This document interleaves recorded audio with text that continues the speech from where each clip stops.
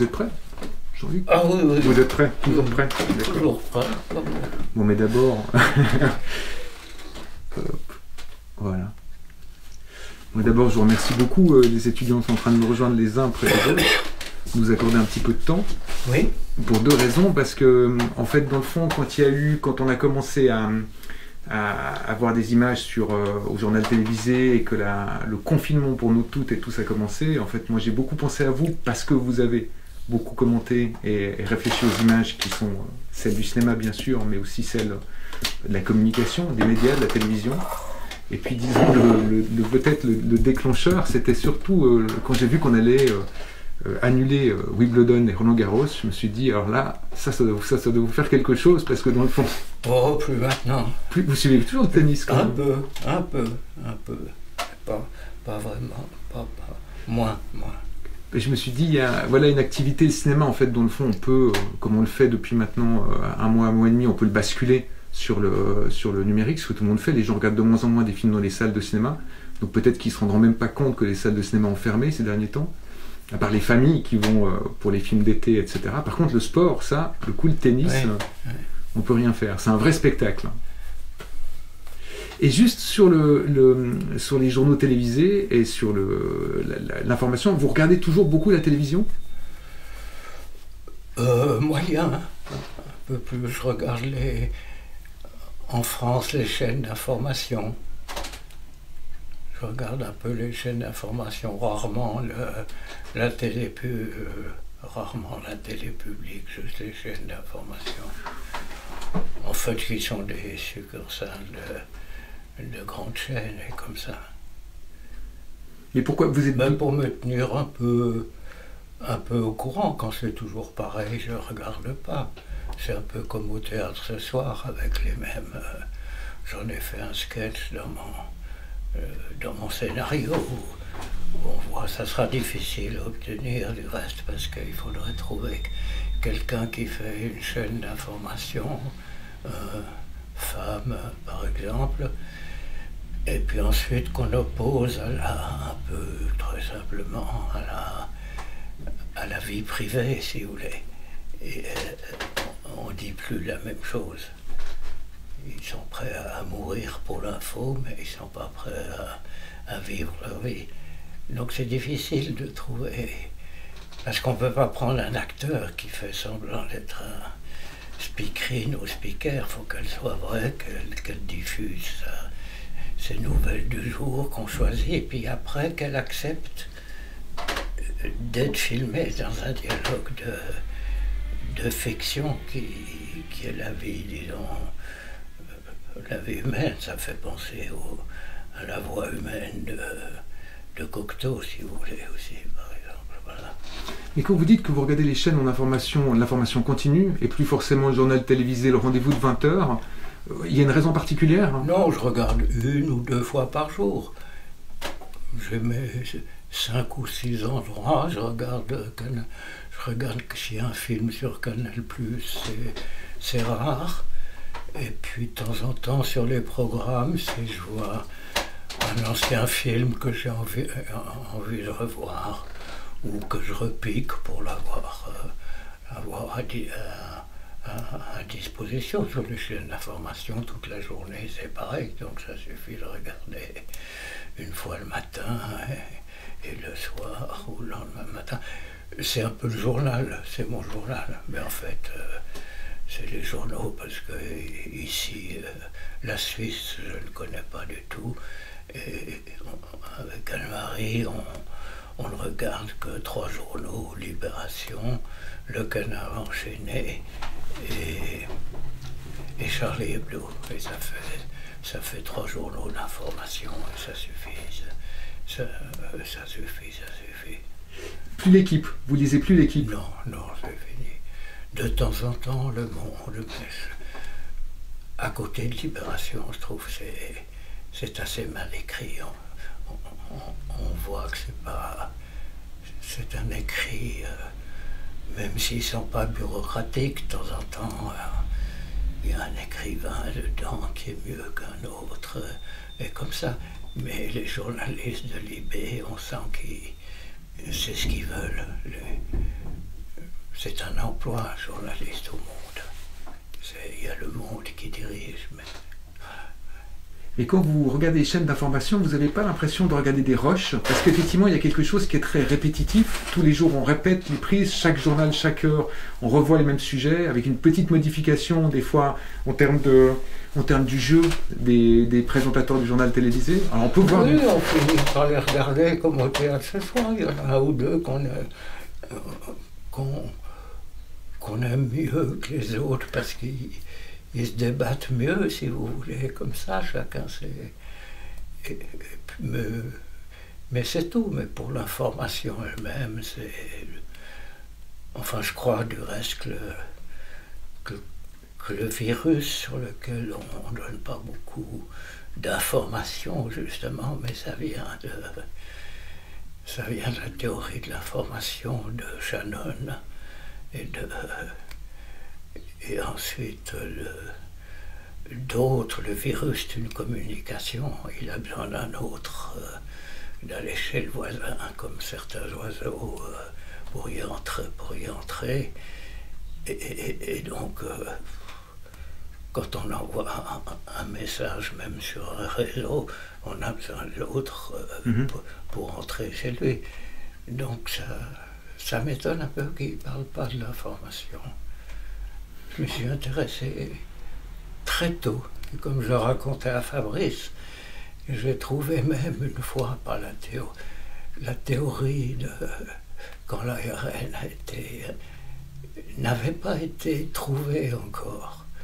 Une discussion avec un de mes oncles, Jacques Monod, qui avait... J'ai oublié, mais il disait ça va toujours tout droit, l'ADN. Je lui dis, mais ça va, et puis l'ARN qui communique l'ADN, puis j'ai dit, mais et si l'ARN va en arrière? Et 2 ou 3 mois après, ils ont trouvé la transcriptase inverse. Donc ça m'a toujours intéressé. Mais vous avez l'impression que l'information va toujours dans le même sens, hein? Non, pas du tout. Est-ce qu'elle va des fois en arrière, hein, comme l'ARN? Trop peu. Non, parce que ils font pas attention. Ils voient que le virus va en avant, ils pensent pas qu'il va en arrière. Mais en même temps, notre... Vous demandez à un médecin, il ne pense pas que la maladie qu'on a, ça peut aller en arrière aussi.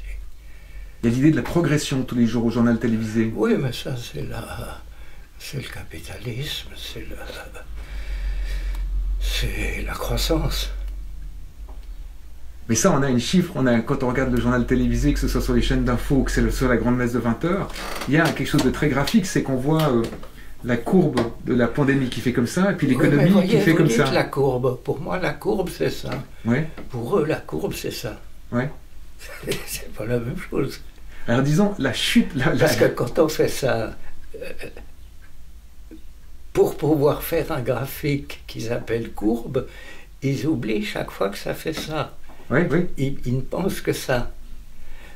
Voilà, c'est tout. Moi, je dis rien d'autre, je remarque ça. C'est tout. Par contre, l'économie, on voit qu'elle fait une vraie courbe qui se croise. En fait, ce qui est drôle, c'est que le virus fait comme ça et... Ils font aussi des vraies courbes, mais en fait, ils montrent un diagramme. Un diagramme n'est pas une courbe. Donc, tout ça, la langue fausse tout. Je ne crois plus tellement à la langue. Je pense que le grand... Ce qui ne va pas, mais comment changer, c'est l'alphabet. Il y a trop de lettres, il faudrait en supprimer beaucoup. Et puis après, passer à autre chose qu'ont toujours fait les peintres. Mais c'est tout. Oui, est-ce qu'on n'a pas fait la photographie quand Niepce, et puis Daguerre après, l'a un peu inventé. Il ne pense pas qu'il faisait qu'une copie. Dans quel sens ça laissait de copie, je ne sais pas. Les peintres n'ont jamais fait de copie. Enfin, il y a des copieurs qui vont copier au Louvre, qui sont pour ça, mais le peintre lui-même, Cézanne, Van Gogh ou d'autres, non. Et ça a été porté au... C'est drôle parce que la photographie a été inventée quand même avant les impressionnistes. Et les impressionnistes, ça a été une réaction, je pense, contre ça. Et puis ensuite, c'était à peu près fini, c'est devenu tout autre chose. Bonnard, vous savez, il y a des belles photos de Bonnard où il est pris en photo. On se rend compte qu'après le moment où il est pris en photo, il peint beaucoup moins les autres. Il ne fait que peindre des paysages, comme si dans le fond il se disait que les portraits, les peintures de personnes... Oui, il faisait des photos comme ça, il y a des très belles photos de Bonnard, un peu floues quand il peint sa femme dans un tube ou dans des choses comme ça. Ils ont utilisé. Zola faisait beaucoup de photos, il s'est beaucoup disputé avec Cézanne aussi. Il y a un peintre pourtant il y a un peintre qui avait peut-être quand même un petit peu cette fonction de, pas de reporter, mais de rapporter quelque chose, qui est Goya, que vous appréciez. On dit que Goya est une des premières personnes qui, dans le fond, va permettre aux gens de voir ce que c'est véritablement que la mise à mort, la guerre, la destruction. Oui, oui, oui, Velázquez déjà. Simplement, quand il peigne la famille royale, hein, c'est pas un cadeau pour la famille royale. Alors, quand la BBC non, mais ferme... tout ça, c'est autre chose. La peinture, ou ce qu'était la peinture pour moi, est resté. Je gribouille quand je fais de la peinture, mais le faire ça avec son pinceau n'est pas la même chose que faire ça. J'ai fait un film autrefois qui s'appelait « Comment ça va ?» et où Anne-Marie jouait une secrétaire de la CGT qui analysait en fait ce qu'on faisait quand on faisait ça. Ce geste. Ben, à la ligne, et comme ça, et qu'on ne disait plus rien. C'était contre Libération à l'époque. Pourquoi contre Libération ?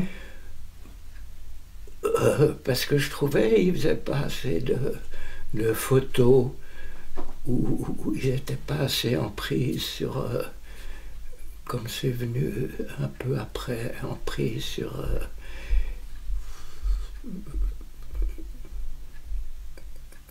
je les avais même traités à un moment, je leur avais dit « ordure de journaliste ». Qui est quelque chose qui est resté quand même. Pourtant, c'est eux qui restent. Parce que c'est comme ça. Qu'on soit sur une imprimante ou sur une ancienne IBM, c'est ça. Ça ne correspond pas.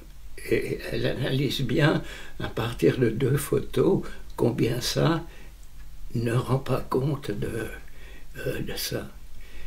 Et je m'interroge un peu dans le film que je vais faire sur... ce qu'a cru ou ce que voulait Niepce quand il voulait juste copier la réalité et puis après la fixer en plus, l'idée fixe de fixer sur de fixer sur papier. Et c'est du reste à ce moment-là, au moment de fixer sur le papier, que Daguerre l'a escroqué. Parce que d'ailleurs, étonnamment, au début, les photos étaient sur des plaques de verre et pas du papier. Oui. C'était déjà un, comment dire, oui, mais un déjà transport. sur plaque de verre avant, il fallait le fixer sur plaque de verre. Donc il fallait à la fois prendre la photo dans la chambre noire, mais ensuite que ce qu'on avait dans la caverne de Platon, on la fixe sur papier. Oui. Mais il y avait quand même sur la plaque de verre, il y avait toujours l'idée de la transparence et de la lumière qui passerait, alors que sur le papier, il y avait déjà l'idée de l'opacité, de quelque chose qui était fermé sur lui-même. Je sais pas. Là, je crois plus à l'alphabet. Il y a tellement de possibilités dans l'alphabet, on sait bien aujourd'hui, puisque même Google, la maison mère, s'est appelée alphabet. Donc voilà. Moi, je pense que la guerre en Irak, ça a été que les Américains, inconsciemment, dans leur fort intérieur, château fort intérieur, voulait prendre la main sur l'écriture challéenne, ou je sais pas quoi, c'est-à-dire la naissance de l'écriture. C'est ça qu'il voulait, l'Amérique. Inconsciemment, il ne savait pas si on dit ça à George Bush Junior. Il n'ira avec la plus grande force. Il n'ira même pas, il comprendra. Il ne saura pas de quoi on parle. Ouais. Pourtant, souvent, dans votre travail, l'idée de la calligraphie, de l'écriture est quelque chose qui est très plastique. Il y a souvent des choses qui sont écrites. Oui. Donc les lettres sont importantes comme des formes. Aussi, ben ça je connais pas assez le japonais ou le chinois comme ça, mais je conçois qu'il y a les deux pendant longtemps, puis ils en sont venus à IBM, à la machine à écrire, à ça, ils sont venus aussi, mais ils ont gardé quelque chose, comme dans le théâtre, le no japonais, ou d'autres choses comme ça, bien sûr, mais très tôt, mais ça a pris beaucoup de temps. Le premier bouquin de philosophie qui m'est vraiment marqué, c'était un bouquin de Brice Parrain, un philosophe, écrivain français, qui a été à des moments à la Nouvelle Revue Française, et qui avait écrit un bouquin qui s'appelle Recherche sur la nature et les fonctions du langage. Et j'avais 15-16 ans. Et j'ai cessé de parler pendant 1 an ou 2 ans. Ma famille s'est inquiétée comme ça. Et c'est resté petit à petit. Et j'ai lu un peu d'autres choses comme ça. Et du reste, Brice Parrain, je l'ai fait jouer dans Vivre sa vie, où il fait un moment le philosophe qui raconte l'histoire de la mort de Porthos, d'Alexandre Dumas, avec Anna Karina. Et aujourd'hui, ça reste la peinture. Et pour moi, le langage n'est pas du tout la langue. La langue, c'est toutes les langues, qu'elle ait une origine unique ou pas, je ne sais pas, peut-être qu'on se dispute pour ça. C'est la langue japonais, un peu, sauf peut-être une ou deux un peu différentes, comme le basque, le hongrois et le finlandais. Et le finlandais. Mais c'est tout. Le langage, c'est un peu autre chose que la peinture à chercher. Je crois que tous les grands écrivains, que ce soit Beckett, James Joyce ou d'autres avant, ou les grands poètes d'autrefois comme Dante, ou j'ai oublié des tas, non. Mais il cherchait à aller, c'est très net chez Joyce, il cherchait à aller au-delà de la langue, pas une histoire, ou en deçà de la langue. Même les lettristes Isidore Isou que j'ai connus cherchaient aussi à aller en deçà, ou à côté, ou au-delà de la langue. Et ça, c'est le langage qui est un mélange de paroles et d'images, comme j'ai dit dans mon dernier film. C'est un peu primitif, mais ça vient parce que la parole, là, c'est pas la parole, c'est ma voix. C'est pas la parole. Si je veux entendre un peu ma parole, comme disait Malraux, je crois, il faut l'entendre avec la gorge. On s'entend soi-même avec la gorge, mais pas avec la langue ou les oreilles. Et donc il y a autre chose, c'est Bernanos à ce côté-là aussi. Mais voilà, donc je dis le langage sans trop savoir, un mélange. Le cinéma peut avoir peut-être lui, à cause de sa technique, d'avoir les deux. C'est pas du son au sens, pas au sens premier, bien que ça puisse être les sons de la rue, ou comme ça, suivant le cas, mais et qui devrait être véhiculé par le théâtre, qui a pris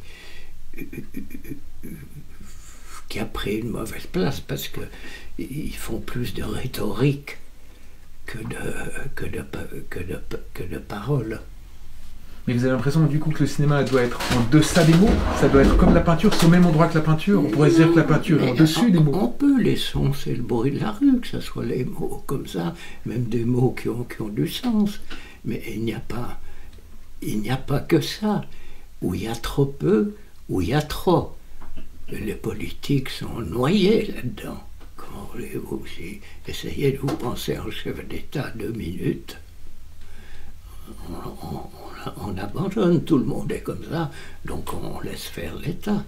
C'est autre chose qui est lié, je ne sais pas, à la chimie, à l'amour, à 36 trucs. Moi aussi, je m'y perds un peu, sauf quand j'ai un projet que j'essaie de préciser peu à peu, peut y avoir ça, je peux y mettre un peu. D'où de changer un petit peu, plutôt que de diffuser un film dans une salle, le diffuser dans un théâtre. Rien que ça fera... C'est un peu autre chose pour les gens, c'est tout. C'est l'idée de décaler, en fait, de décaler un petit peu, d'être à l'endroit où on n'attend pas. Oui, mais sans se le dire. En le faisant. Sans se le dire, en le faisant, oui. En le faisant, la peinture est action avec les mains. Les mains sur l'ordinateur ne sont pas vraiment action, l'action elle est ailleurs. Et vous écrivez à la main, là, quand vous êtes en train d'écrire votre projet, vous découpez, vous écrivez à la main. C'est possible à la main. Avant je tapais à la machine, et puis depuis longtemps, j'aime mieux écrire à la main. Très souvent j'écris tout petit à la main, et je ne peux pas me relire. Donc, je dois le réécrire déjà, c'est déjà quelque chose. Ça, Boileau avait raison 20 fois sur le métier. Remettez votre ouvrage et le polissez, et le repolissez sans cesse. Et vous réécrivez la même chose ou il y a des infimes différences entre ce que vous aviez écrit? Vous ne savez pas? Bien sûr, je sais pas, on ne sait pas exactement. Ça varie, ou on change. Parce que d'ailleurs, quand vous parlez de la parole et de l'écrit... Et puis on efface beaucoup. Je me souviens que dans l'histoire du cinéma, il y avait une phrase de Maître Eckhart qui disait « Seul celui qui efface peut écrire ».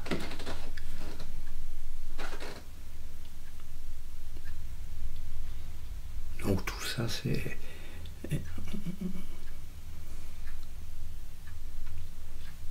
Quand vous parliez de la parole, tout à l'heure, les gens que l'on voit, et aussi vous avez parlé, on a glissé de la parole en fait aussi à l'idée du jeu, puisque vous parliez au début d'une journaliste de la télévision, il faudrait que ce soit une vraie pour qu'elle soit capable de jouer véritablement la présentatrice. Les gens qui sont à la télévision, ils sont dans la parole, mais en réalité ils lisent. C'est de l'écrit puisqu'ils ont un prompteur. Ils lisent et ensuite c'est pas de la parole, donc elle est 1, 2, 3 ou 4 fois faussée. Et si elle dit quelque chose de vrai, c'est peut-être à nous de le découvrir et d'en faire quelque chose. Ouais.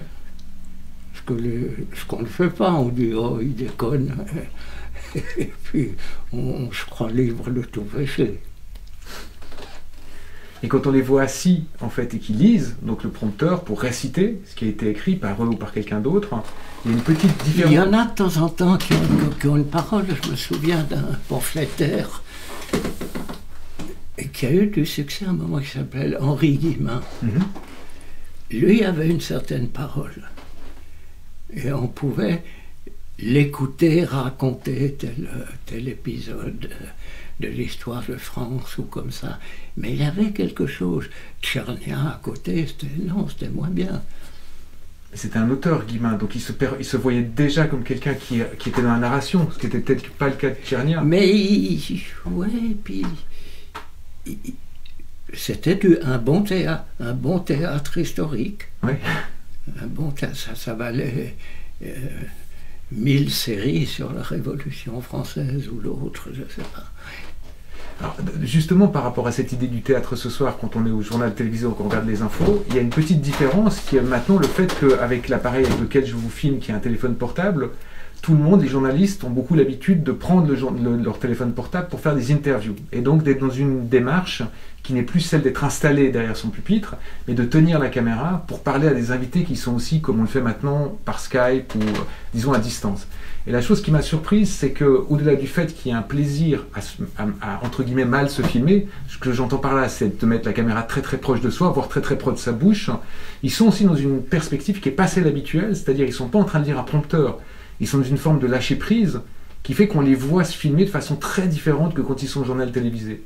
Et je me suis demandé si c'était parce qu'ils imaginaient qu'ils étaient bien filmés quand ils sont derrière leur pupitre, et que là, ils essayent de prendre cette... Est-ce que cette caméra, cette image qui est une image presque volée d'eux-mêmes, qui est une image miroir, pour le coup, ils se regardent.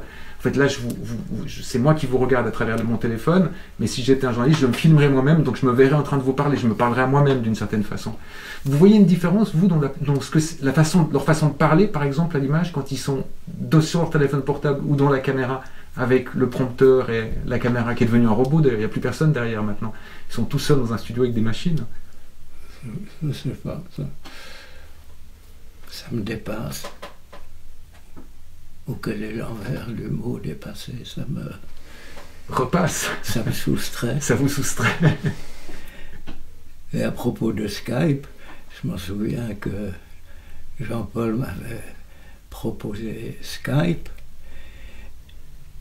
et j'ai essayé, et en un jour, j'ai eu toute une nuée de sauterelles, de filles de joie, disons, qui me téléphonaient pour un rendez-vous.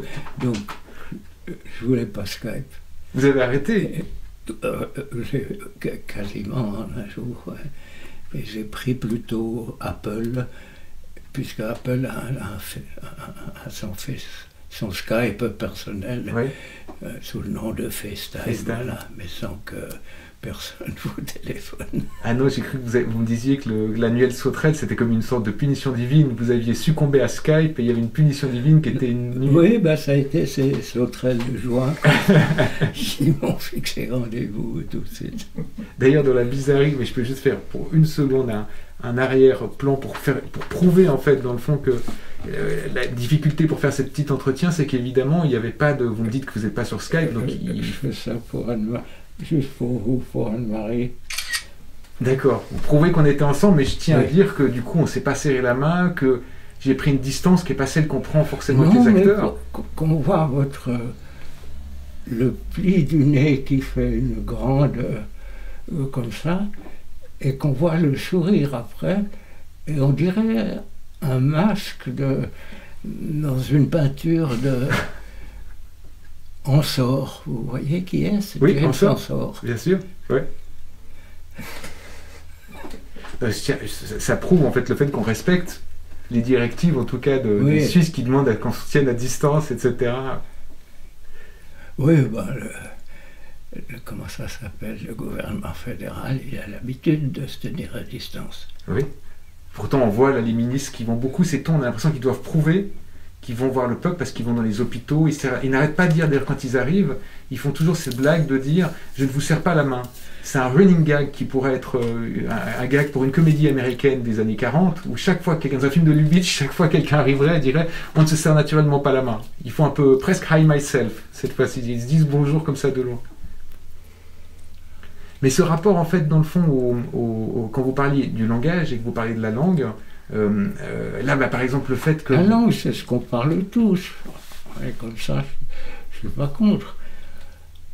Mais les trois quarts des bons écrivains, ils font autre chose que le commun des mortels avec la langue. C'est pour ça qu'ils deviennent connus, célèbres ou pas célèbres du tout. Et mais il y a autre chose, c'est aller plus loin. Ce qu'avait déjà un peu, en partie, puisque la peinture n'avait pas tout, mais qu'elle avait ça d'aller, ce qu'il faut bien appeler le langage. La science aussi, ils sont empêtrés dans les mots et dans les chiffres, sinon il n'y aurait pas de catastrophe comme ça et comme ça. Non, Je sais pas. Je sais pas. Dans les chiffres, il y a beaucoup de lettres. Mais vous faites souvent référence d'ailleurs aux scientifiques. Oui, parce que ils cherchent. Ils cherchent et ils font pareil. Ils ont un œil sur un télescope ou sur un microscope ou sur les dessins et ils cherchent. Après, c'est quand ils trouvent, ils retombent dans la langue. Il y en a beaucoup moins. Il y en a moins qui ne retombent pas dans la langue et qui ne sont pas connus tout de suite ou qui ont des problèmes et comme ça, ou qui deviennent fous. Mais comme s'il y avait, je dirais pas une nostalgie, mais un plaisir de votre part à avoir été à cet endroit-là. C'est-à-dire avoir dans une démarche qui est peut-être plus scientifique. Hein. Comme s'il y avait une nostalgie que ce soit. Mais les deux. Je m'intéresse à Niepce aussi bien qu'à Lubitsch. Comme ça, je suis content d'avoir trouvé le cinéma, qui est une espèce d'antibiotique, si on peut dire. Mais contre quoi? Contre...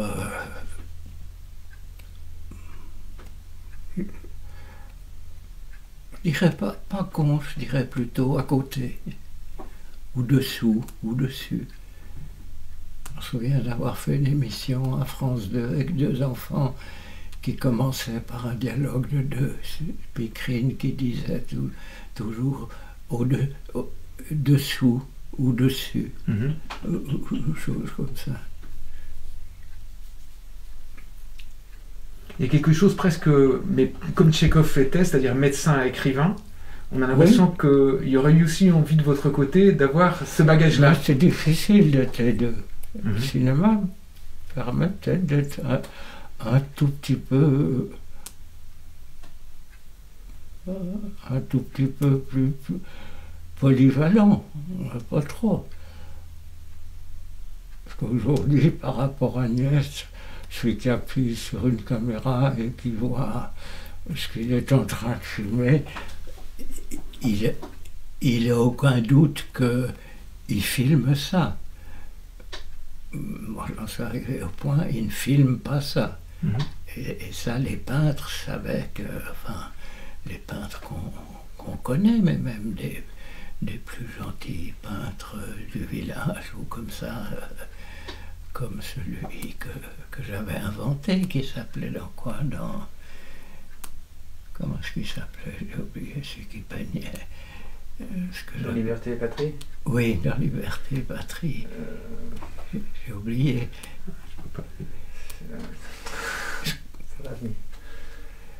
C'était d'après Ramu. Oui. C'était d'après Ramu. C'est un film que vous avez fait pour les 200 ans du gouvernement vaudois, enfin de la libération du canton de Vaud. Il s'appelait, maintenant qu'on le cherche. On peut faire comme tout le monde, on peut aller sur Google. Hein, non, mais c'était un petit peintre. C'était un petit peintre, et j'ai fait. Mais c'était un peu qui était en Suisse, puis qui était allé à Paris, puis qui est revenu en Suisse, et il a fini par peindre. Voilà, comme ça. Mais vous avez l'impression, vous, que dans votre travail comme un peintre, vous allez plus ça avance vers quelque chose qui est de l'ordre de la précision? Ou comme un savant? Non. Non, disons de la passion, ou de l'émotion, ou du doute. Du doute. J'aime bien citer cette phrase de Conrad, qui est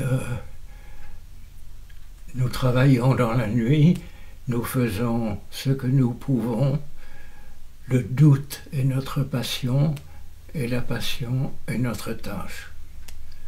C'est dans quoi? C'est dans Film socialiste, je crois. C'était la joueuse de tennis, là, Cécile Tanvier, qui disait ça. Ouais. Ça se termine avec « Et le reste, c'est la folie de l'art ». Oui, ce que j'ai supprimé, pour pas avoir l'air de...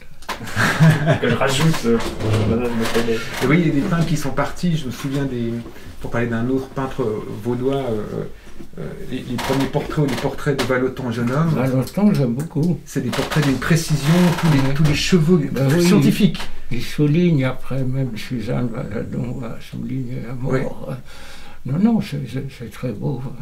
Et il se repeint à la fin de sa vie, à l'aube de sa vie, avec quelque chose qui est beaucoup plus, comment dire, souple dans le pinceau. C'est-à-dire on est moins à la recherche d'une sorte de précision du cheveu, de la peau, on est dans une sorte d'aspect général de la personne. C'est pour ça que je me demandais dans votre travail si vous aviez l'impression de faire le même mouvement, en fait, d'aller vers quelque chose qui est plus... Non, ça, je me demande plus. Je fais. J'étais un scientifique, je note ce que je fais. Et là, ils ont souvent aucun doute, ou ils n'ont pas de doute technique. C'est qu'on va pouvoir faire ci, faire ça et faire ça. Alors qu'il y a un doute plus profond chez l'artiste, si vous voulez, par rapport au scientifique. Mais quand vous dites je fais, vous faites ce geste-là, vous faites le geste de l'écriture. Non. Vous faites ça. Oui, je fais.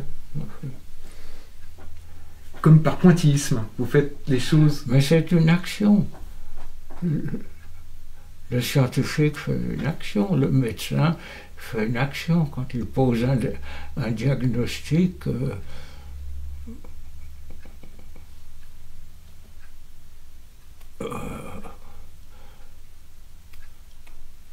oui, c'est difficile. Les gens viennent chez lui, vous voyez.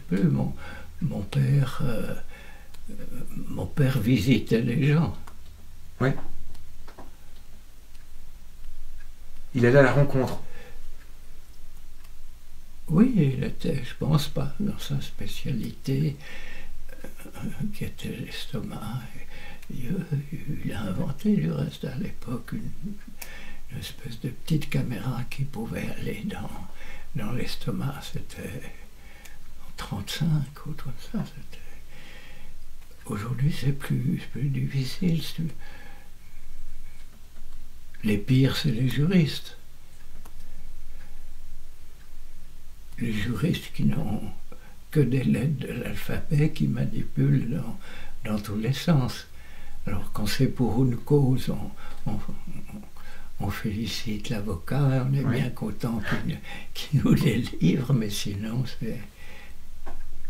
Mais l'avocat s'appuie lui-même sur de la rhétorique. Votre dernier film était moins lié à un travail, disons... À ce propos, j'aime beaucoup, moi, pas les romans, mais les livres un peu d'enquête, que ce soit policière, politique ou comme ça.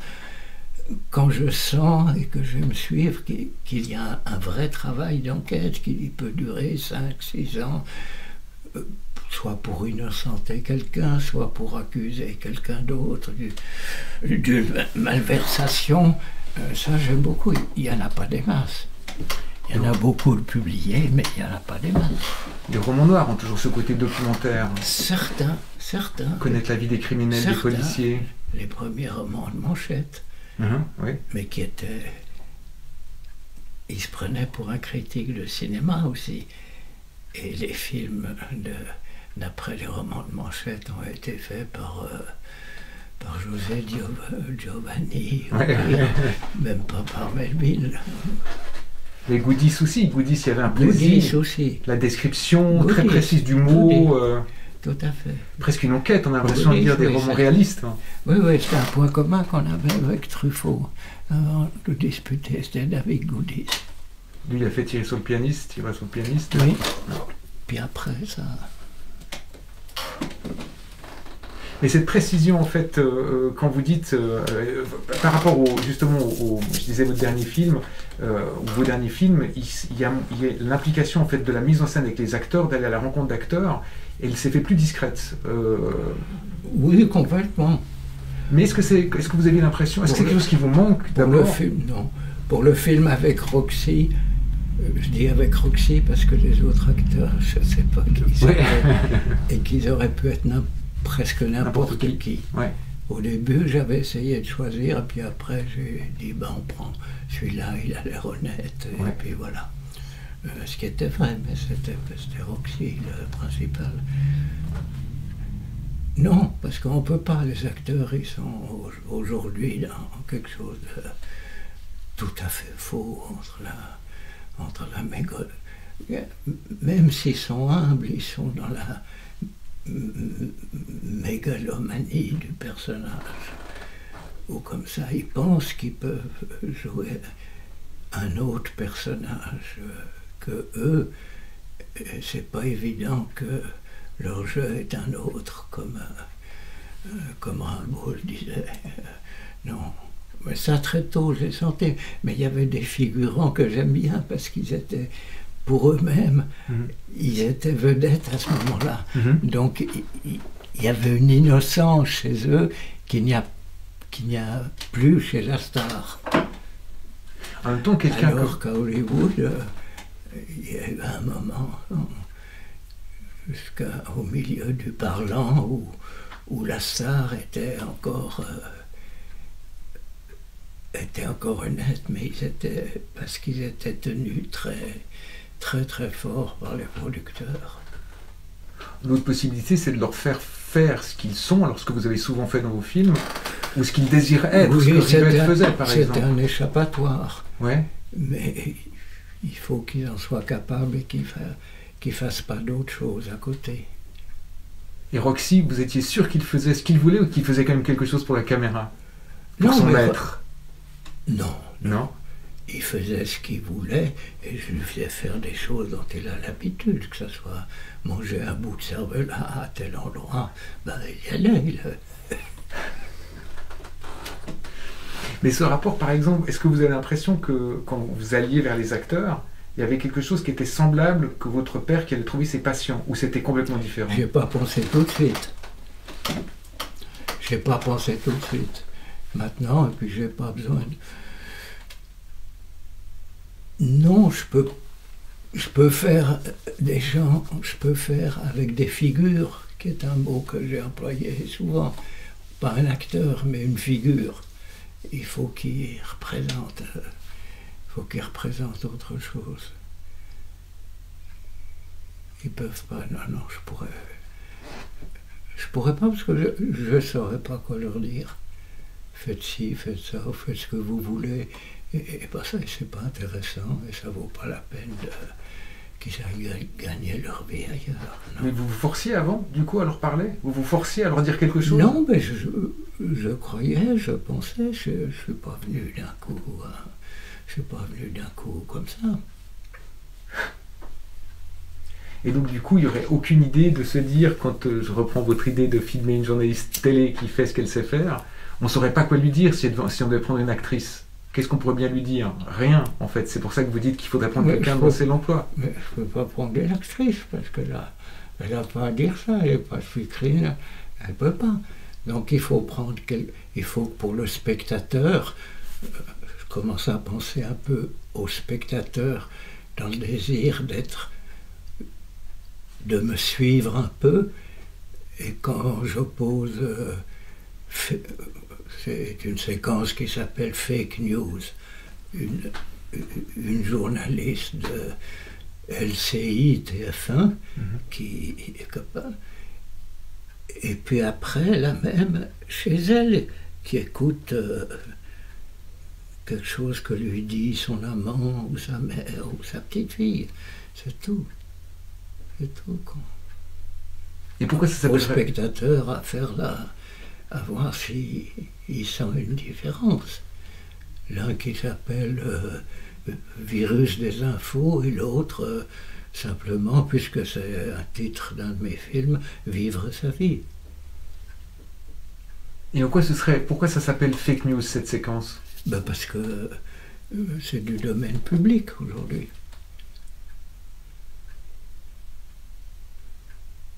La fausse nouvelle? La fausse nouvelle n'est pas telle fausse nouvelle, elle est fausse nouvelle. Il y en a une qui est ancienne, la speakerine, et une qui est toujours nouvelle. Tout ça, c'est... On ne peut pas synthétiser d'un mot ou d'une phrase. Ça, la langue ne le permet pas. C'est-à-dire de pouvoir... Ou le permet trop. Peut-être de pouvoir dire ce qui est faux et ce qui est juste. d'avoir un sentiment de quelque chose qui est peut-être vrai. C'est pas faux. Atomiquement, c'est pas faux. Oui, atomiquement. Atomiquement. Mais l'autre, même atomiquement, elle est pas même. C'est pas les mêmes atomes. De nouveau, il y a une sorte de vérité scientifique. Hein. Non, parce que j'y crois pas vraiment. Parce qu'on n'a pas trouvé d'un seul coup. Galilée n'est pas venu au temps de Socrate. Encore que... Mais voilà. Non.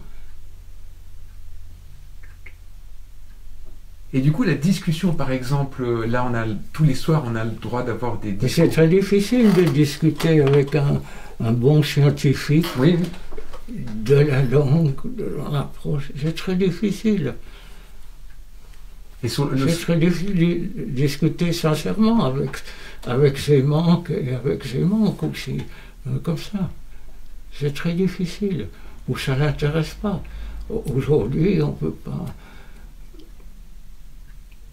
J'ai peu de souvenirs, bien que j'ai fait en tout 3-4 ans d'hôpital, peut-être moins. J'ai très peu de souvenirs de médecins avec lesquels j'ai pu discuter de mon cas. Je pensais que ça ne l'intéressait pas, mais en même temps, il a trop. Il a trop qu'il soit interne, ou ceci, ou cela, ou juste un anesthésiste, ou juste un brancardier, comme ça. Avec cela, on peut discuter, parce qu'ils sont plus humbles. Mais avant, pas. Parce qu'ils ont moins peur. Le médecin, il a peur de ne pas pouvoir guérir. Le brancardier, c'est pas son travail. Le médecin, il a peur de ne pas pouvoir guérir, de montrer l'impuissance en ne vous guérissant pas. Il a peur de parler, le médecin. Oui, mais à des moments, c'est pas peur de ne pas pouvoir guérir. Il n'a pas à avoir peur de ne pas pouvoir guérir, c'est parce qu'il a son serment de je sais pas quoi, il ne doit pas obéir au serment. Mais Bougliakov, dans son journal, quand il était médecin, il disait la peur, quand des gens venaient avec des maladies très très graves, il disait, mon Dieu, pourvu qu'ils partent, qu'ils ne reviennent pas, parce que je ne pourrais pas les guérir, je ne peux pas leur dire la vérité. Oui, mais ça je comprends, c'est plus honnête. Oui. Il dit, pourvu qu'elles meurent pendant la nuit, mais qu'elles ne meurent pas chez moi. Oui, ça je comprends aussi. Et votre père, il aimait parler de médecine? Il aimait parler de son travail? Je sais pas, je crois pas à la maison, je crois pas. Je crois pas. Peut-être pour lui, j'en sais rien. Et vous avez vu, du coup, on est en pleine période où on pourrait entendre les scientifiques, en fait, on entend surtout beaucoup de fonctionnaires qui nous disent qu'il ne faut pas qu'on fasse pour attraper, là, vous voyez, j'ai le masque, on ne sait pas serrer la main, on met du désinfectant, mais peu de personnes nous parlent de la maladie comme d'un événement véritablement. On nous dit comment être prophylactique, comment faire attention, mais pas de quoi est faite cette maladie. On ne nous dit pas ce que c'est que cette maladie, en fait. Ben non, parce qu'ils ne savent pas. Ils sont comme moi. Est-ce une matière ou est-ce du vivant? Mais qu'est-ce qui empêche de parler? Je pense que c'est si les deux, en tout cas du vivant. Donc il est comme nous. Mais voyez, vous êtes... Peut-être qu'il nous aime bien. Peut-être qu'il nous aime bien. Comme disait Sacha Guitry, il est contre. Mais tout contre. Tout contre, ouais. Je suis contre les femmes, mais tout contre. Ouais. Mais depuis quand est-ce qu'il faudrait savoir, en fait, pourquoi les scientifiques devraient savoir pour en parler? Les artistes n'arrêtent pas de travailler sur des choses qu'ils ne connaissent pas ou qu'ils ne savent pas, pour essayer de trouver. Peut-être que s'ils parlaient plus, ils trouveraient, les scientifiques. Un peu, mais pas autant qu'ils le disent. Un peu, oui. Un peu, je ne suis pas contre, mais un peu.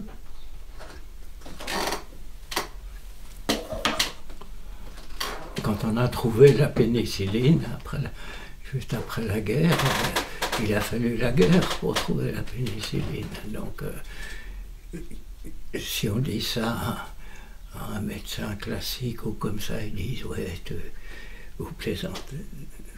C'est Godard, il plaisante. » Et voilà.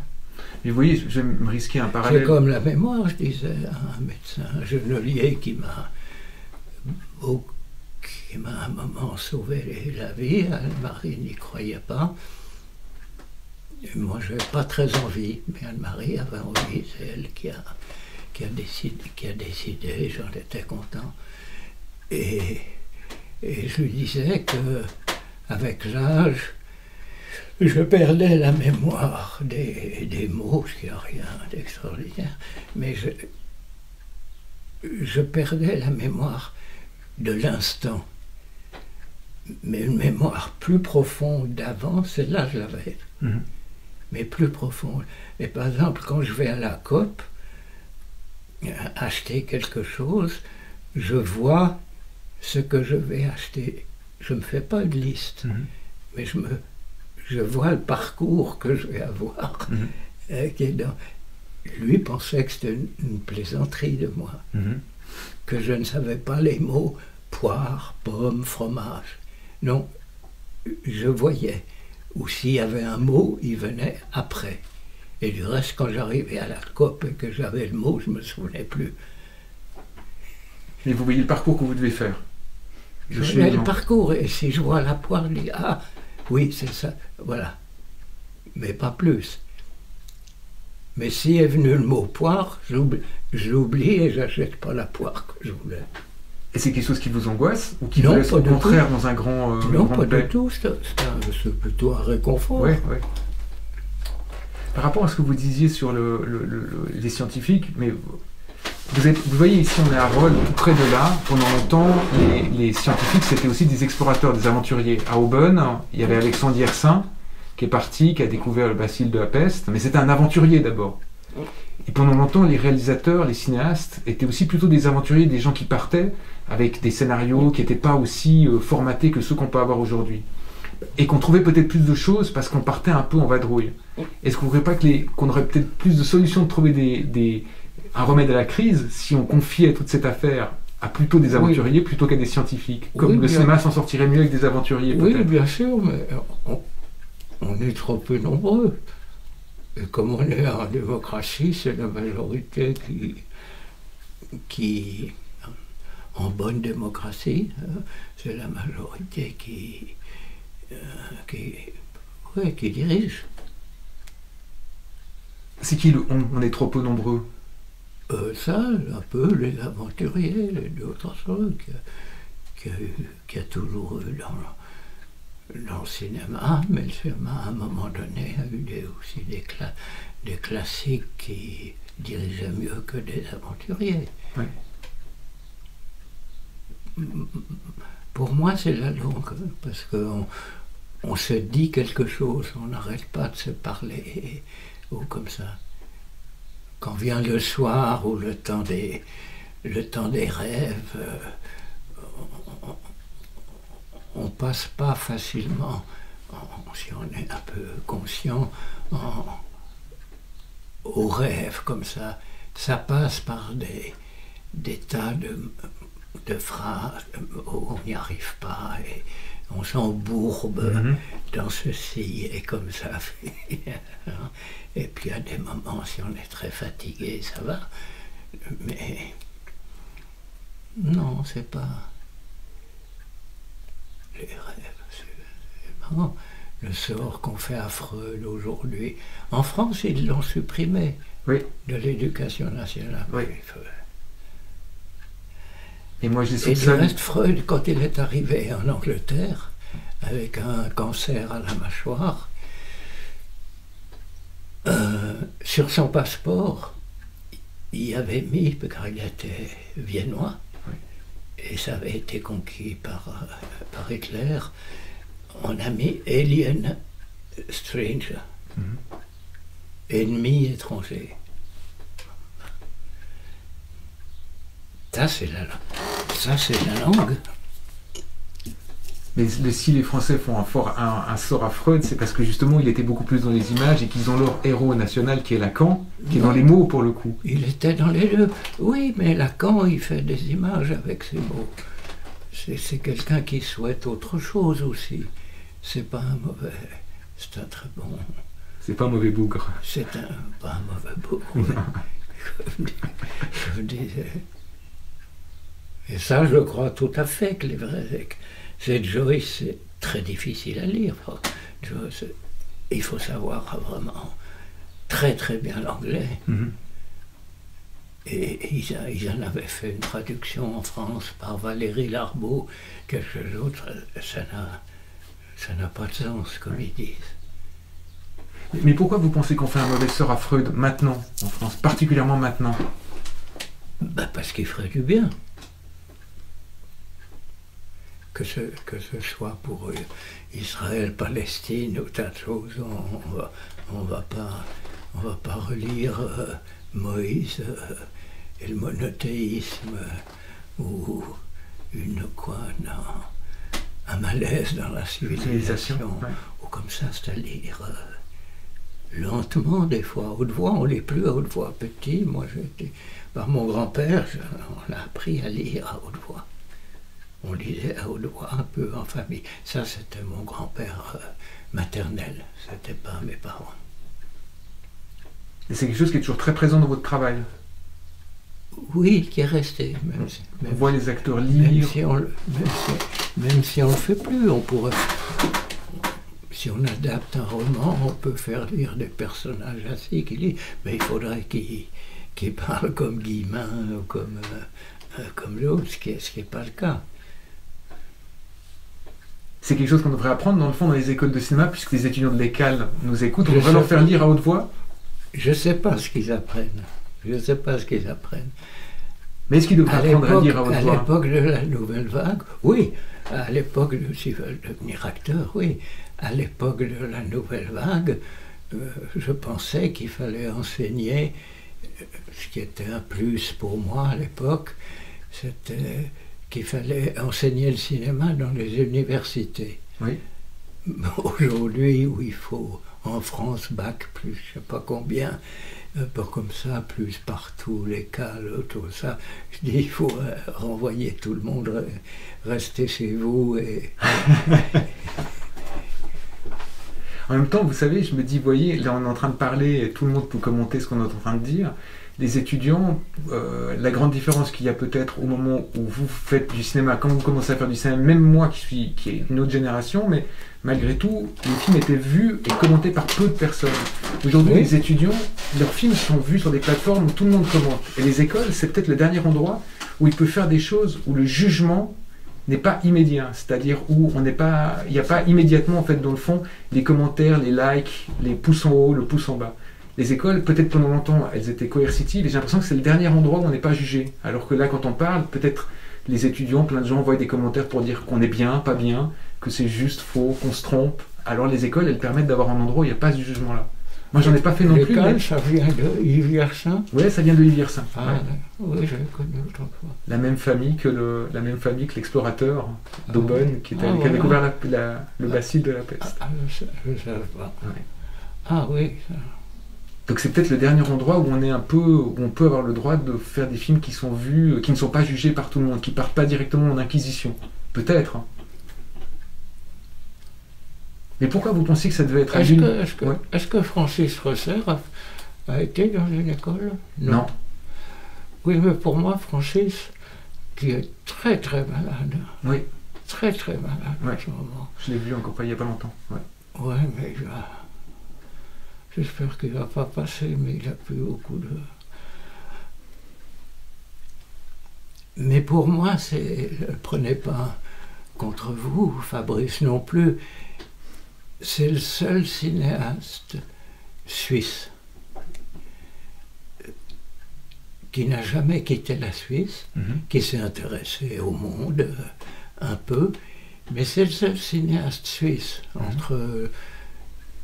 qui a les pieds dans l'eau ou le pied dans les montagnes, et comme ça, les autres, ils sont suisses comme ils sont, puisqu'ils sont dans ce pays-là et qu'ils ont un passeport. Francis, s'il n'avait pas de passeport suisse, on pourrait dire c'est un cinéaste suisse. Je suis d'accord avec vous. Même vaudois, vous ne croyez pas vaudois? Vaudois, oui. Il a un côté Audelaire aussi, oui. des choses comme ça. Je suis d'accord avec vous. Ouais. Il a d'ailleurs un projet sur Audelaire d'ailleurs. Ah oui. Ouais. Et vous avez, quand vous dites c'est le seul, vous n'êtes pas un cinéaste suisse. Vous? Non, moi je suis français. Ouais. Passeport suisse, mais français, vaudois. Vaudois. D'après Michelet, les Vaudois sont les vrais Français. On est de retour. Vous disiez Vaudois que Michelet disait que les Vaudois sont des Français. Oui. À un moment, il y a eu une révolte au début de la Révolution française, une révolte de soldats suisses contre leur supérieur bernois, Oui. et qui a été sévèrement réprimée. Et ceux qui sont restés, Michelet raconte bien ça, ils ont été accueillis par des révolutionnaires bretons, oui, qui leur ont donné des uniformes de la garde nationale française. Le drapeau vaudois comme la couleur de votre... Et il y a une phrase de Michelet qui dit, je ne sais plus où elle est, et j'ai toujours pensé, même avant Michelet, que le canton de Vaud devrait être une province française. La Savoie, voilà, avec la Savoie, c'est tout. C'était le même ensemble d'ailleurs pendant longtemps, les Savoyards étaient là, on était en Savoie ici. Ouais. Mais je vous ai apporté, du coup, je vous laisserai une toute petite reproduction d'un manuel à l'usage des libraires et des bibliothécaires vaudois, justement, fait par les Excellences de Berne, qui leur demandent non seulement de corriger et de contrôler leurs ouvrages en français et en allemand, et de déposer toutes les littératures étrangères qui seraient importées dans le canton de Vaud, d'en déposer un exemplaire à Berne pour pouvoir la contrôler et la censurer. Donc pendant longtemps, c'était certes des francophones, mais qui étaient tenus par le joug de la censure germanophone.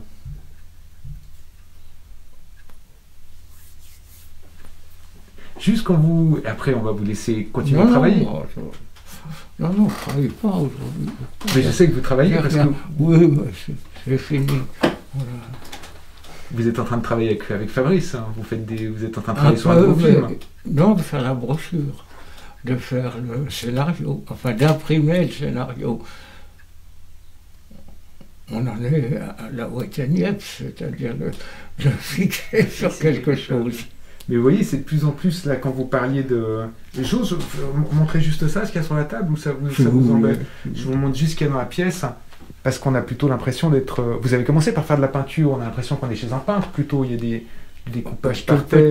Tout petit, j'en ai fait un peu. Il y a des crayons de couleur, il y a des... Ouais.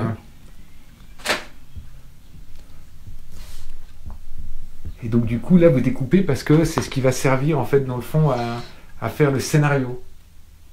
Qui sera le film scénario. Des images possibles. Je le mets comme ça. Et on voit Fabrice qui est effectivement caché en... qui vous est derrière nous. Oui. Je vous remets droit parce qu'on s'est reconnecté, on s'était déconnecté. Mais quand vous dites que vous parlez de Francis Rosser et que vous parlez de son travail, vous restez en contact avec des cinéastes de cette génération? Francis, vous continuez à le voir, à lui parler? Non. C'est le seul, parce que c'était l'ami d'Anne-Marie quand j'ai un an. Et Anne-Marie est restée très amie avec lui. Moi, j'ai connu Anne-Marie, et après quand elle vivait sa vie. Non, ce qui m'a réuni Anne-Marie, c'était la Palestine. Parce qu'à l'époque, avec Francis, du reste, il avait fait un film sur la Palestine avant moi, Biladi. Et Anne-Marie transportait des tracts pour Paris et tout ça. Et elle a été... comment est-ce qu'on appelle, propriétaire, pas propriétaire, mais directrice de la librairie Palestine à Paris, avant que le garçon soit assassiné. Et des trucs, on est resté assez... Anne-Marie est restée très proche en amitié de lui, et donc moi aussi, on est allé le voir deux ou trois fois. Et comme ça, moins. Les films, je suis plus tolérant, peut-être plus ça, mais c'est autre chose. D'ailleurs, c'est autre chose. J'aimais bien un de ces films, tout au début, qui s'appelait Un film en chantier. D'accord. Ben pour ceux qui ne connaissent pas le travail de Francis Rosser, vous pouvez découvrir Seul, son film qui s'appelle Seul, qui est en ce moment sur le site de la Cinémathèque suisse et qui, pendant le temps de la crise, qui est en libre accès, donc si vous voulez voir Seul, en version restaurée, il est disponible sur le site de la Cinémathèque suisse qui l'a mis en ligne, pour les gens qui ne connaîtraient pas encore le cinéma de Francis Rosser. Les étudiants, par exemple. Oui, mais moi, je ne sais pas voir... quand c'est en ligne, je ne sais pas. Oui. Je demande à quelqu'un de me faire un... Mais je dis que pour les autres. De me faire un DVD, Fabrice, vous me prêtez. Vous avez par contre parlé d'Anne-Marie Méville et elle vous a filmé plusieurs fois comme acteur dans ses films. Oui, parce qu'elle a trouvé d'autres qui n'allaient pas. Moi, j'ai été le remplaçant de service avec plaisir. Oui. Et vous étiez quand même assez formidable dedans, à regretter presque que vous n'ayez pas été plus acteur que ça dans les films des autres. Vous êtes très drôle dans le film avec un comique de situation. Oui, mais j'aime bien un sous-comique, enfin, qui n'est pas Tati, qui est d'autres, tout à fait exagéré. C'est plutôt un comique marionnette, si vous voulez. À la Buster Keaton, un peu boudeur, un peu désabusé. Ah non, parce que ça, c'est elle qui... Il fallait être comme elle me disait. Et comme c'était elle, je dirais, j'aurais pas... Je ne sais pas si je l'ai accepté une fois pour quelqu'un d'autre, mais je n'aime pas. Je crois pas, mais vous êtes vraiment dans le film, vous êtes assez formidable, et il y a quelque chose de très drôlatique, et je me disais, mais est-ce que vous auriez souhaité plus souvent être comme acteur? Pas du tout? Non, le plus difficile, c'est quand il a fallu pleurer. Oui, vous êtes assis sur un lit et vous pleurez. Oui. Oui. Et comment vous avez fait? Ça, c'est Anne-Marie qui m'a bien dirigé. Elle m'a dit pleure. Et ça vous a rendu... ça a changé votre regard sur les acteurs après avoir joué vous-même? Non. Pas du tout. Non. Vous êtes, au contraire, vous êtes dit, c'est vraiment... Parce qu'on se dit souvent, dans les écoles, pour revenir à l'école, on dit aux jeunes réalisateurs, il faut que vous jouiez une fois pour voir à quoi est-ce que ça fait, en fait. Peut-être. Mais vous n'allez pas tirer un enseignement particulier sur votre travail. Non. Et Anne-Marie Méville, elle dirige les comédiens comme vous le faites vous, c'est très différent dans la méthode. Non, c'est beaucoup plus en douceur. Par la persuasion, il y a un certain climat. Et puis les acteurs donnent pour faire ce qui a été demandé, parce que sinon ils ne savent pas. Non, le plus dur, c'est d'apprendre les dialogues, je trouve.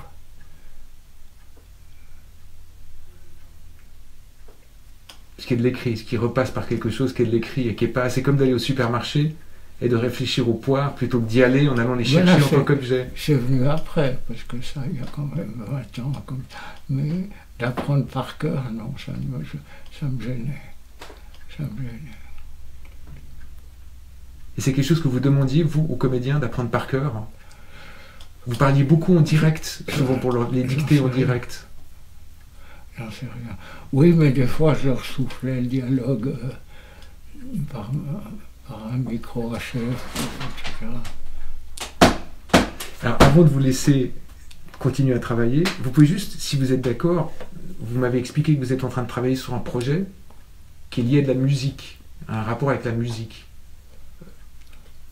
Il y aura de la musique, et puis après, si ça doit se terminer, il y aura de la musique comme j'en mets dans un film, qui en général à peu près toujours les mêmes musiques, la musique de l'éditeur allemand ECM, Manfred Eicher, toujours ça, plus une ou deux autres.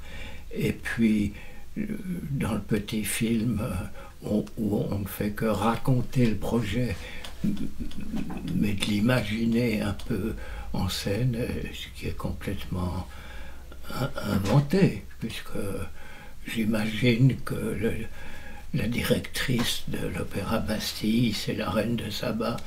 Alors donc, ensuite on peut faire, c'est du Méliès presque, on peut faire beaucoup de choses.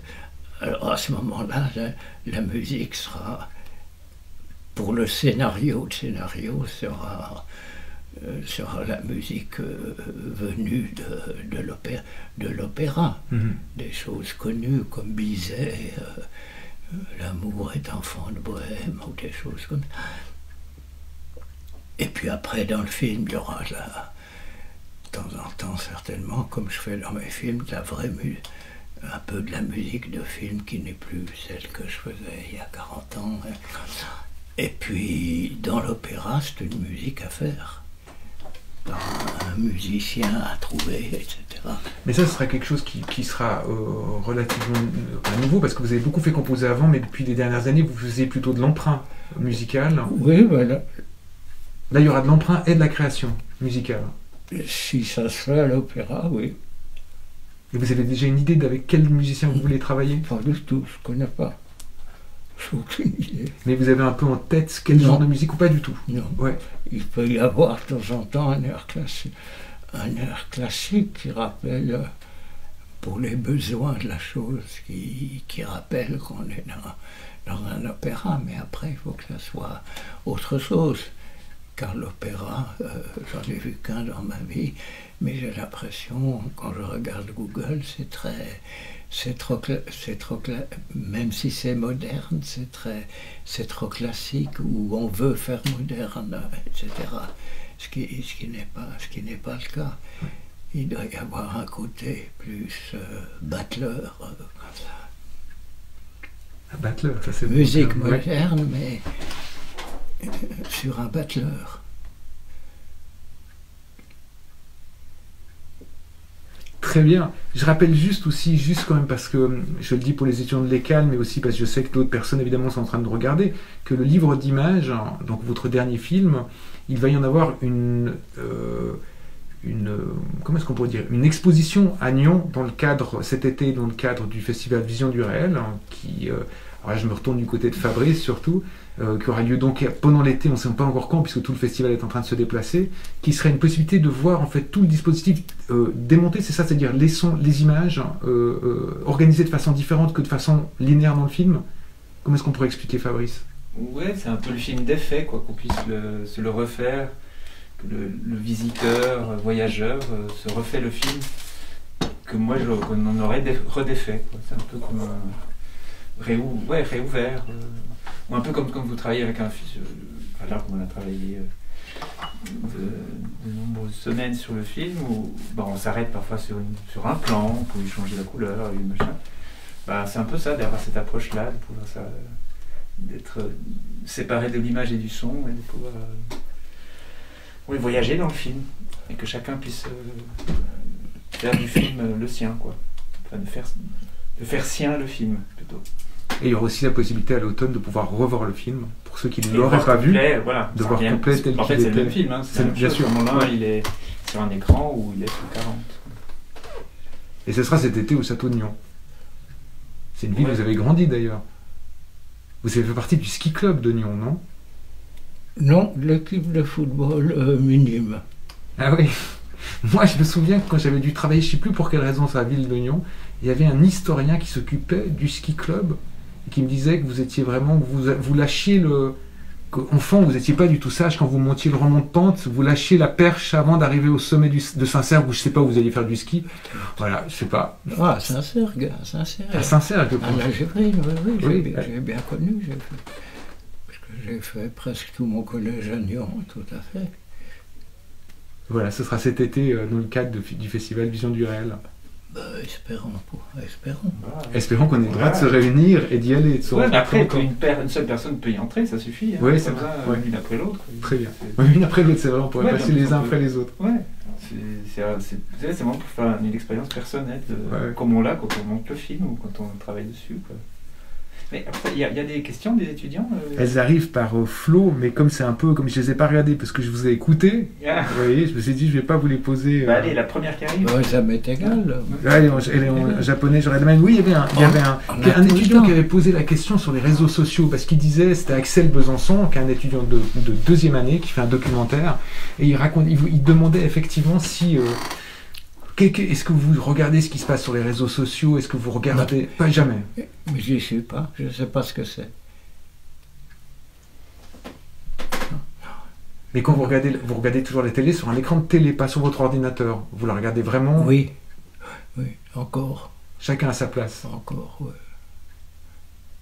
Pourtant, vos images à vous, elles sont sorties du cinéma pour aller au musée, mais vous regardez la télé là où elle doit faire, c'est-à-dire sur son écran. Ben, c'est un organisme d'État social, ou sociétal, comme ils disent en France. Je ne sais pas pourquoi. Plutôt que dire social, ils disent sociétal.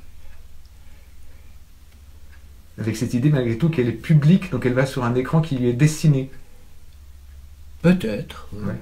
Peut-être, oui. Et il y avait une question d'un étudiant qui disait, mais dans le fond, est-ce que vous, cette crise, c'est quelque chose qui vous inspire pour votre travail, la crise qu'on est en train de vivre? Est-ce que vous en ferez quelque chose un jour dans votre travail? Ben, certainement un petit peu, il aura une influence, pas directe. C'est un peu trop tôt pour faire sur cette crise-là, ou comme ça, mais elle est là, donc le mot virus devra être prononcé quand même une ou deux fois avec ce qui va avec. Le virus, c'est de la communication. Là, ce qu'on fait, c'est pour moi, il y a ça. Ça ne veut pas dire qu'on va mourir de ça, mais mais que peut-être on n'arrive pas à bien en vivre. Oui. Et du reste, que les questions qui seront posées, ça sera juste des questions sur moi et non pas des questions sur le travail. Oui. Alors les scientifiques, au début, ont quand même l'avantage, c'est qu'ils communiquent entre eux de leur travail. Les artistes, assez peu. Mais sinon, c'est toujours l'auteur. Quand on a... Et votre génération, on est un peu responsable de ça, non? D'une certaine façon. Quand vous écriviez au cahier...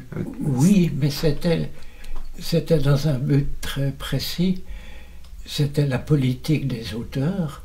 C'est de dire par rapport aux producteurs, aux sociétés de production qui pensaient que l'auteur d'un film, de même qu'il y avait des auteurs de livres, il y avait des auteurs de films, et que c'était le scénariste, ou les scénaristes. Et nous, on a dit non, c'est le metteur en scène, qu'il soit bon ou mauvais. Et on a fait une liste des bons et une liste des mauvais. Mais voilà, c'est tout. Mais dans cette idée-là... Ensuite, dans cette idée-là, je le pense toujours, mais il n'y a pas besoin de penser... Il n'y a pas besoin de penser auteur avec tous les droits, les prérogatives et les célébrations qui vont avec lui. Mais vous l'avez et pas même vu. à des moments, il faudrait mieux qu'il y ait un bon producteur et un bon auteur et qui se partagent. Mais si vous n'aviez pas dit à l'époque que Fuller, que... À l'époque, on était en Fuller. Oui, mais si vous n'aviez pas... Aujourd'hui,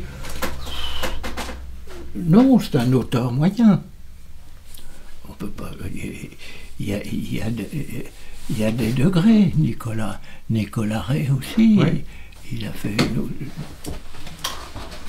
d'autres qu'on célébrait beaucoup, même des inconnus, même des gens qui faisaient ce qui s'appelait à l'époque les films B. Les séries B.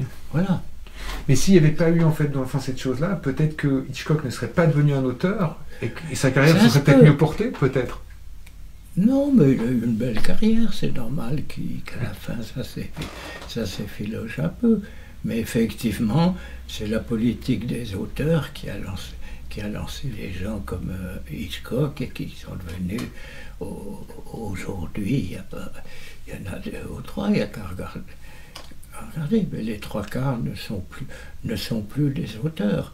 Mais certainement, un jeune homme qui fait son premier film, il se pense comme auteur au sens social ou sociétal, comme disent les Français.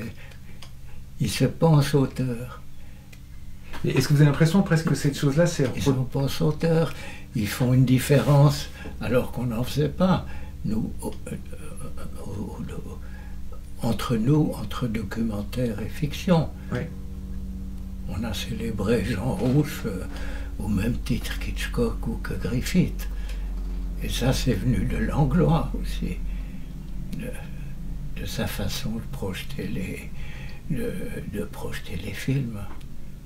Pas parce qu'ils étaient célèbres, parce qu'ils étaient ce qu'ils étaient. Est-ce que vous avez l'impression presque que cette politique des auteurs, à vous, au final, maintenant, elle vous... On a même défendu comme auteur des mauvais films. Oui.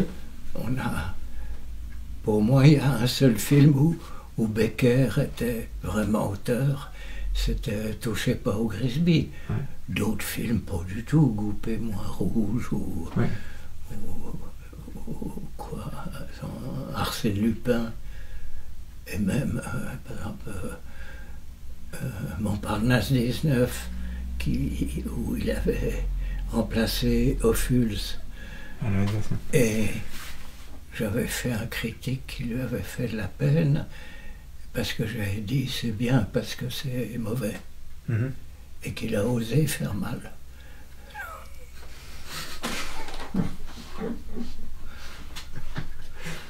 Mais quand vous dites, évidemment, on parle beaucoup du coup, on parle de vous en tant que personne et pas tellement du travail. Par exemple, il n'y a pas beaucoup. Pour moi, Chabrol n'a jamais été un auteur. Il était à part, il n'y a eu que Truffaut, Romer et Rivette, et moi. Et 3 ou 4 petits qui sont plus petits, qui sont comme la femme de Claude Néjard, Paul Delsol, qui avait fait un très joli film, mieux qu'Agnès Varda, je trouve. Mais Agnès a fait, au début, moins, mais elle a fait 2 ou 3 bons films.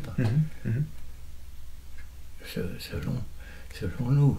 Mais vous, quand vous pensez à auteur, c'est pas forcément une notion qualitative, c'est un statut. Non, c'est un statut, et puis c'est venu de Beaumarchais. Oui. Qui voulait faire payer l'auteur du livret aussi bien que les acteurs, puisque c'était surtout les acteurs.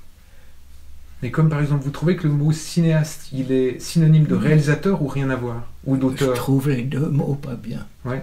Et auteur plus valable aujourd'hui. Et puis l'idée de metteur en scène? Après tout, c'est encore mieux, mais c'est un peu long comme mot. Ouais.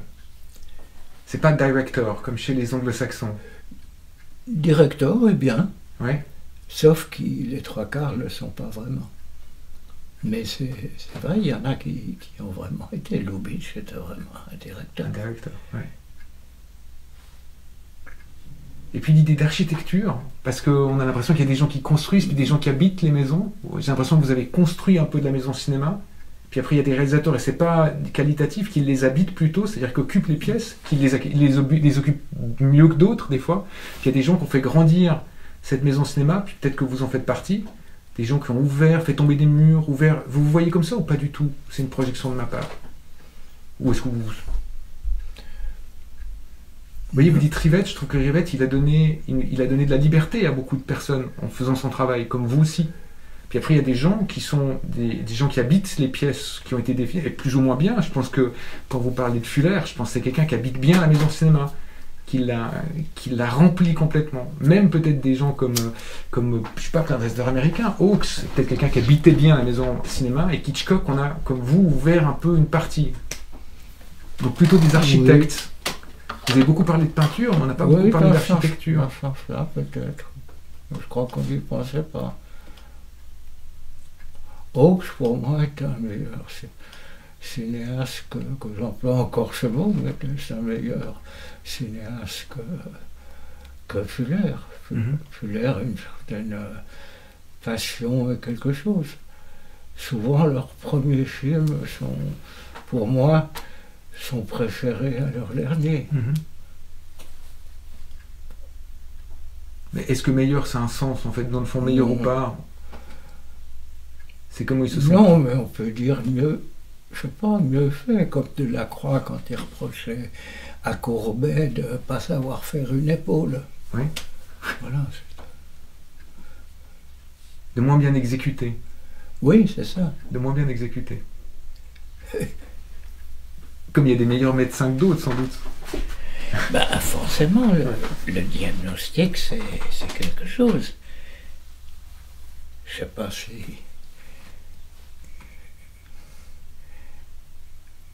Le côté médecin, c'est quand on fait un film, pouvoir poser un diagnostic aussi sur ce qu'on va faire, ce qu'on va laisser faire et ce qui arrivera. Un vrai diagnostic. Il a ça, ça peut devenir ça. Il faudrait mieux que ça devienne ça, mais si ça devient autre chose, c'est peut-être... Enfin, tout ça. Mais il y a ce côté médecin, oui. Je crois que je l'ai eu assez tôt.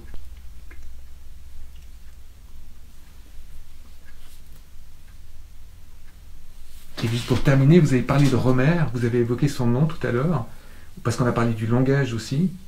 Et que c'est pas quand vous êtes en train de réfléchir et que vous continuez à réfléchir à cette histoire, à cette idée de langage, de la langue, vous avez parlé de la langue commune.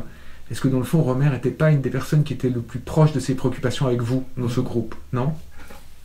J'en sais rien. Je crois pas.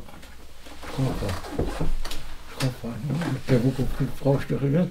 Mais Rohmer, je l'ai connu surtout un peu avant la nouvelle vague. C'était un aîné qui avait sa vie, qui connaissait d'autres gens, mais avec lesquels on a vécu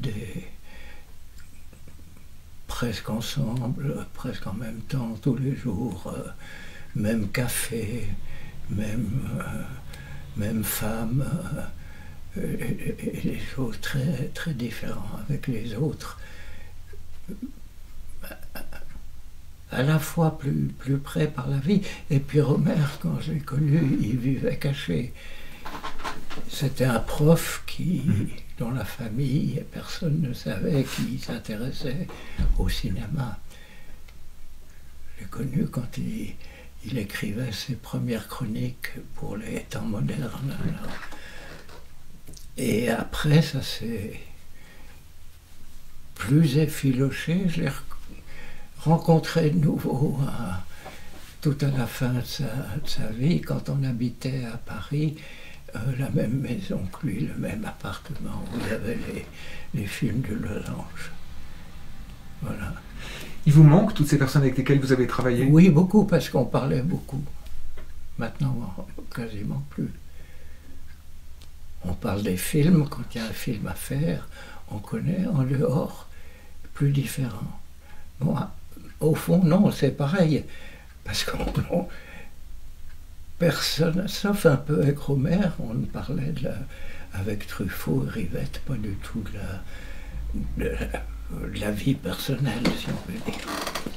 Ça, on ne sait pas. On apprenait des choses, mais c'est tout. Et de les savoir travailler quand ils travaillaient en même temps que vous? Non, mais on allait beaucoup au cinéma à l'époque. Oui. On allait beaucoup, chacun à sa manière. Rivette, il pouvait rester un après-midi à revoir les films 4 fois. Moi, je voyais 4-5 films par jour, des bouts, c'était une autre manière de faire. Oui. On était une équipe quand même. C'était une équipe, même Chabrol quand même. Mais même quand vous êtes revenu ici, dans le fond, vous étiez moins en contact avec eux? Ah, après, plus du tout. Mais de savoir qu'ils continuaient... depuis longtemps. Oui. Depuis longtemps. Mais de savoir qu'ils continuaient de travailler, est-ce que c'était important pour vous? Par exemple, le fait qu'ils ne soient plus du tout là maintenant, qu'il n'y aura plus de films d'Éric Rohmer? Oui, moi je voyais leurs films, soit en salle, soit maintenant après en DVD, je suivais comme ça. On a gardé un peu un contact avec Rivette parce qu'on avait fait une discussion pour un film qu'Anne-Marie voulait faire qui s'appelait les quatre quoi. Les quatre quoi, ça venait de la bande des quatre. Ah, la bande des quatre, d'accord, oui, bien sûr. Ça venait des Chinois. Ouais, ouais. La bande des quatre, ils voulaient faire un film sur... ils voulaient faire un film qui est Marguerite Duras, Rivette, moi et les Straubes. Les Straubes, oui. Et puis les Straubes n'ont pas voulu. Donc c'était foutu. Ils n'ont pas voulu parce qu'il y avait Marguerite Duras. D'accord. Pas. D'accord. Vous avez dit quelque chose juste qui est très proche de la pratique, en fait, dans le fond, qu'ont beaucoup d'étudiants qui sont à l'école. Vous avez dit, je regardais des bouts de films. Je regardais beaucoup de bouts de films. Oui. Comme c'est quelque chose qui est très présent dans votre travail, cette idée de coller des choses qui sont des citations, des bouts de choses de livres. C'est venu petit à petit, mais les livres aussi, je lis des bouts de livres. Des fois, j'en relis des bouts après. Pas le même, un autre, et ça... Non, ça, toujours tout, un peu touche à tout, si vous voulez. Alors cette idée... Au sens critique. Des étudiants, souvent, ils vous disent aujourd'hui, je suis en train de regarder Citizen Kane. C'est-à-dire, ils vont regarder un bout, et puis ils vont regarder un bout le soir. Et moi, je dis pourquoi pas, c'est pas plus mal. Oui. C'est très bien aussi de le regarder par épisode. Oui. Donc cela, en fait, dans le fond... Oui, mais il faut y repenser après. Oui. Il faut y repenser. Mais ça permet de vivre avec un film assez longtemps, de se dire, je regarde Citizen Kane sur une semaine, je reviens en arrière. Non, parce que là, ça serait trop voulu. Il faut le regarder quand on a besoin. Oui. Mais vos films... L'autre jour, je regardais un bout des Amberson, la splendeur des Amberson, que j'aime bien. Mais ce que je voulais savoir, parce que j'en ai mis un peu dans mon film, je me souvenais qu'il y avait une actrice qui venait du Mercury Theatre, l'équipe de Wells au Mercury Theatre, et qui s'appelait Agnès Moorhead, et qui joue la tante, et qui à un moment, elle a une crise de larmes. Et je voulais me réécouter la crise de larmes, le son de cette crise de larmes, et j'ai regardé un bout des Amberson jusqu'au moment où j'arrive à cette crise de larmes. Voilà. C'est des pièces historiques, c'est de la, comme j'ai dit dans le livre d'images, c'est de l'archéologie. Et c'était aussi fort que votre souvenir, cette crise de larmes? Oui, ah oui, il y a certains trucs comme ça. Vous avez retrouvé ce que vous cherchiez quand vous l'avez revu? Tout à fait, tout à fait. Des fois, on retrouve... On s'imagine, ou un mouvement de caméra dont on a parlé, c'est pas du tout ça, c'est autre chose. Puis à des moments, c'est vraiment ça. Là, je suis sûr, vous la regarderez si vous voulez. C'est dans une dispute avec son neveu après la mort de la mère. Et en fait, elle était amoureuse de Joseph Cotten. Mais c'est peut-être pour ça que cette façon de mettre en regard des extraits de choses, que ce soit de la littérature, de la musique ou des films, ça vous rend étonnamment très proche des étudiants qui sont aujourd'hui dans les écoles de cinéma et qui, par une culture de cherry picking, comme disent les Anglais, en allant sur Internet chercher quelque chose à droite ou à gauche, se sentent très proches de votre travail. Peut-être. Parce qu'il y a quelque chose qui est dans l'air du temps, de ce que vous faites. C'est peut-être mieux que l'IDEC à l'époque, ou c'est peut-être mieux que la FEMIS. Mais j'ai des doutes. Non, je dis pas, c'est pas tellement ça. J'ai l'impression que comme le musée imaginaire de Malraux, comme votre façon de faire, c'est-à-dire de mettre en regard des choses qui sont de nature différente, ça leur correspond beaucoup. Mais c'est Bresson aussi qui disait rapprocher des choses qui n'ont pas de rapport entre eux, ou qui a priori n'ont pas, je ne sais plus comment il le disait. Le livre de Bresson était un vrai bréviaire de ce point de vue-là pour nous à l'époque. Et comme si le cinéma c'était ça, en fait, dans le fond, que c'était ce tube de colle, ça permettait de coller à la fois la peinture, la littérature, le texte, des choses qui ne devraient pas adhérer, mais qui adhèrent. Oui, qui devrait, qui n'a pas été très suivi, qui n'est pas très suivi. On aime mieux des choses plus précises, genre les films comment il s'appelle, de Sautet, les films Ouais. de Claude Sautet, ou comme ça. Les films d'hommes. Bon, Ouais. bien fait, truc comme ça, on l'en voit de temps en temps à la télévision. J'aime encore mieux un film de Sautet que ceci ou cela.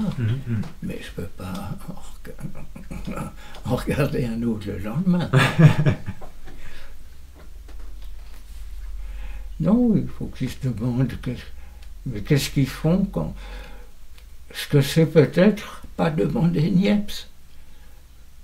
Pourquoi est-ce que je veux reproduire un souvenir de ça? Parce que même Platon l'a pas fait, il a fait la caverne, mais après il a laissé... Enfin, c'est Socrate. Donc il était contre, mais c'est quand même lui qui a fait Socrate. Ouais. Ça découle de... Ouais. Et puis après, quand il a voulu le fixer, en plus, il y a une double démarche là. Non seulement c'est une copie, mais il faut fixer la copie. Il ne faut pas fixer l'original, il faut fixer la copie. L'arrêter. Alors ça amène de la perversion aussi, parce que fixer l'original, il n'y a que les musées Qu'ils le font, ouais. qui le font. Et encore plus ou moins bien. Moi, ce que je pense, les tableaux devraient circuler. Mais comme le livre d'images... Un peu sous escorte, mais peu importe. Hein, de Lacroix à Cézanne, il passe une semaine chez vous, une semaine là. En Suisse, il y a 40 semaines, puis après, on va dans un autre pays. Et c'est un peu le projet du livre d'images, hein. C'est de se dire il faut que le film voyage, se déplace, hein, et dans des endroits qui n'est pas dévolu au cinéma. Un peu, oui. Un peu, mais c'est pas la même chose. Mais on pourrait recevoir l'exposition chez soi, en fait, on pourrait dire on l'installe chez les gens. Non, Non.